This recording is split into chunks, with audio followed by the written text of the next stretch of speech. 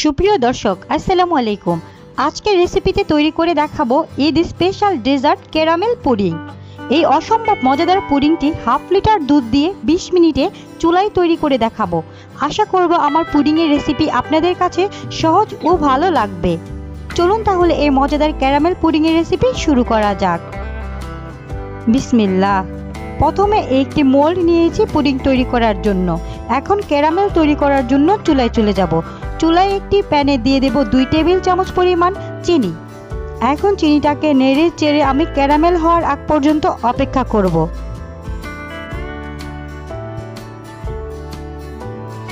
দুই থেকে 3 মিনিট যাবত নেড়ে চেড়ে নিলে এই ক্যারামেলটি তৈরি হয়ে যাবে। এখন চুলা থেকে নামিয়ে গরম গরম আমি পুডিংয়ের পাত্রের মধ্যে ক্যারামেলটি ঢেলে দেব এবং চামচের সাহায্যে নেড়ে চেড়ে খুব ভালোভাবে সেট করে নেব। এই পর্যায়ে ক্যারামেলটি সেট হয়ে গেছে। এখন একটি সাইডে রেখে দেব। এখন চলে যাব চুলায়। চুলায় প্রথমে পাত্রে অল্প পরিমাণ পানি দিয়ে দেব, তাহলে দুধটা পাত্রের তলায় লেগে যাবে না। এখন দিয়ে দেব হাফ লিটার দুধ। নেড়ে চেড়ে দুধটাকে আমি জাল করে নেব।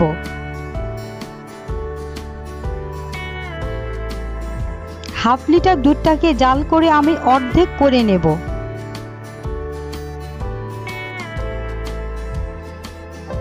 এই পর্যায়ে আমার দুধটি জাল করা হয়ে গেছে এবং ঘন হয়ে গেছে। এখন চুলা থেকে নামিয়ে একটি সাইডে ঠান্ডা হতে রেখে দেব।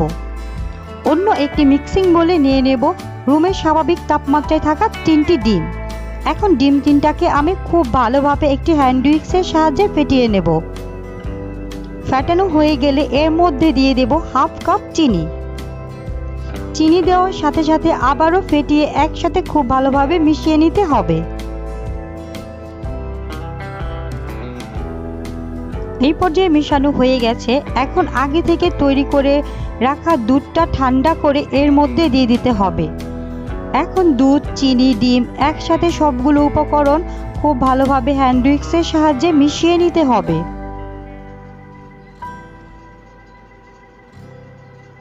এখন মেশানো হয়ে গেছে। যেই পাত্রে আমি ক্যারামেল সেট করেছি সেই পাত্রে ছাঁকনি দিয়ে দুধটাকে ঢেলে নিতে হবে।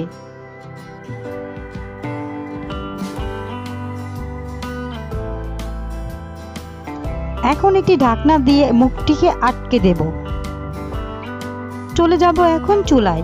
চুলায় একটি পাত্রে আমি একটি রুমাল দিয়ে পানি দিয়ে এখন উপরে পুডিংয়ের পাত্রটি বসিয়ে দেব এবং ঢাকনা দিয়ে ঢেকে 20 মিনিটের জন্য আমি রান্না করে নেব। 20 মিনিট পর আমি দেখিয়ে দিচ্ছি পুডিংটা খুব ভালোভাবে সেট হয়ে গেছে।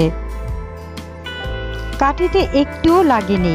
এখন পুডিংটাকে উঠিয়ে আমি ফ্রিজে রেখে দেব 1 ঘন্টার জন্য।